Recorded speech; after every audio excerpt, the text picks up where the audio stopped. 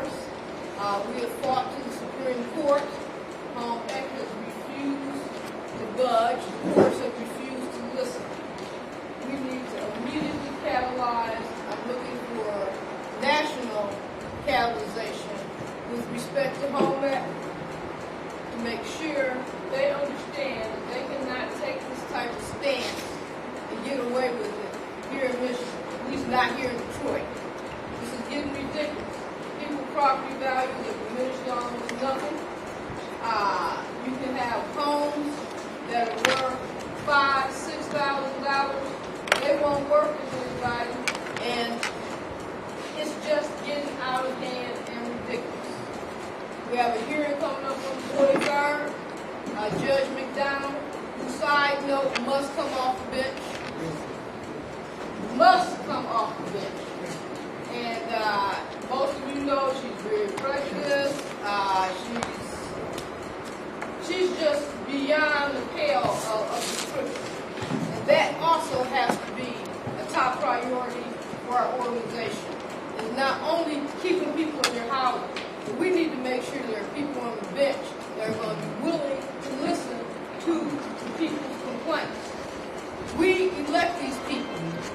It is us to make sure that people are getting on there that's going to look out for the benefit of the people. Specifically today, my top priority is keeping Mr. Moore in his house.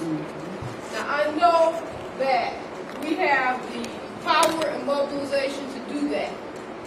We need to make sure that we garner it together so that people in North Carolina, particularly in California, are out there storming Home Ec, letting them know this is not going to fly. I'm not going to go into a lot of, long, lengthy activism statements. You all know my position. You know I fight in the court, and I fight hard in the court. But I also realize that the courts are going to do what they're going to do, and most times it's not going to be to the benefit of the borrower.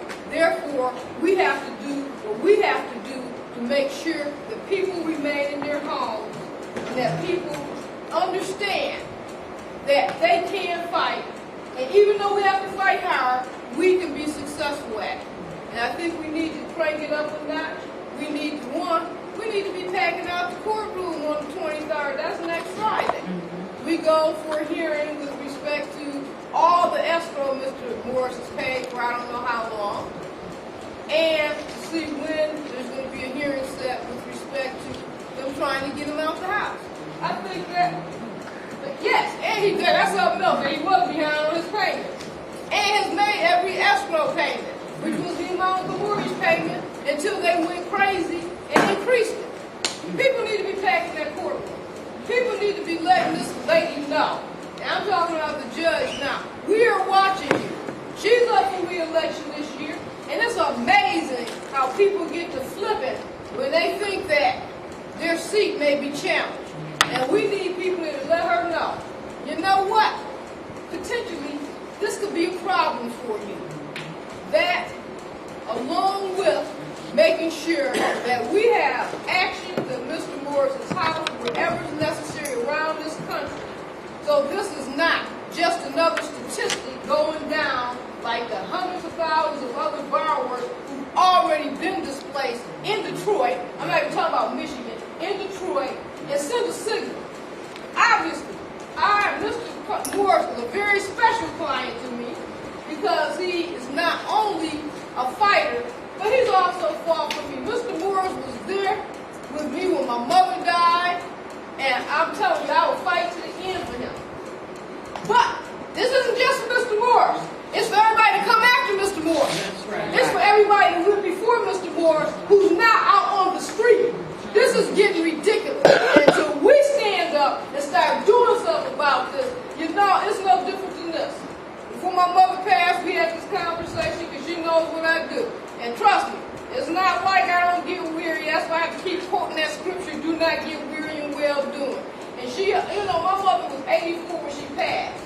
And she was literally a part of Jim Crow and all those types of things and experienced that. Matter of fact, the way she got to Detroit is because they had to send her to Detroit because her people were sharecroppers and she could count. And unfortunately, she said, I'm sorry, this is wrong, but this shouldn't add up like like this. Could've They got you. had to ship her up here for Detroit because her life was in danger. You shouldn't count. Oh, they'll get you Now, killed. my thing is, most of us now, we don't even think of that as an issue. We have to remember where we came from. Yeah, now we can go count out in public and not be slammed down. Now we can go in the same bathroom, not sit at the back of the bus, mandated. But things haven't changed all that much. This is just a different type of oppression. It's oppression through the financial institutions, which is being helped out by the government. They have all these programs, like this $154 million they just sent here. Yeah, that's the most craziest thing you ever wanted to hear. First and foremost, the money went to the banks. Yeah. Jerry and I were invited on a call before they sent the money. You know, the people that advocate for the borrowers, he, myself, Michigan Legal Services, to get our input on how the money should be dispersed. We said the money should be put in the pot and given to the borrowers to help them. No, they didn't want to do that. They said it must go through the bank. That's a problem right there. Then they said, oh, they put another stipulation on it. Well, most of the money is to help the people on unemployment. Well, anybody that know anything about modification know, if you're on unemployment, you got to show that you're going to get unemployment for the next 6 to 9 months. Congress done cut off all the unemployment, so who gonna get some money? All this stuff is a farce and a joke, and until we get out there and start putting some light on this stuff, and start fighting this stuff, it's gonna continue to happen over and over and over again. And with that, I will sit down because I just want to strategize, go on, keep Mr. Morris in. Well, I just want to suggest that we send out an email encouraging people to come to the courtroom Friday at 9 a.m. to Judge McDonald's courtroom. That's in the Coleman A. Young Municipal Center. Yes. Right. If we can get as many people there as possible, it would be good. So at least the public can see what's going on in Detroit and what's going on in this country right now. I'm very thankful that everybody, I was shocked that it came down. This is new to me. Everybody thought enough to come down to see about this problem and all other problems. I'm not a person that want to concentrate on my own problem. There's other problems too. And I haven't seen anything change since President Obama got in office. You're right. We talk about this here, but when he was trying to get elected, I heard him say some of this money ought to go toward the people that's losing their home. He made that statement one time. He's in office and he never got on about it. Now, I know like before Mr. Coleman, Miss Evans, they all came over to my house at nighttime, in the wintertime.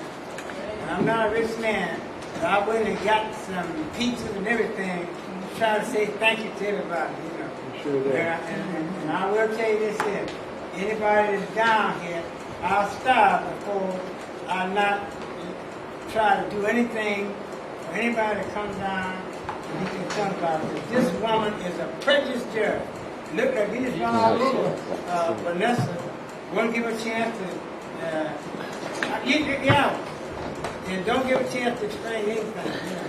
And I will say this, I had this problem with this company in 04. Same problem, and I sued them. And I got $17,000. Now what they're trying to do is pay me back for... That's right. And they're making up numbers. The 686 number ain't got nothing to do with my case. They said that I said nothing justifies them raising my payment to 686. I never said that. I told them nothing justified them raising my payment to $621 because they never paid my sales to tax. I paid my own tax. And the Attorney General's office got on them. They couldn't come up with the check that they made, supposedly made, you understand? And when we got in mediation, they made them compensate us because the lady said my payment wasn't $621, and that's what caused me to get my money. So I'm trying to say this: there's time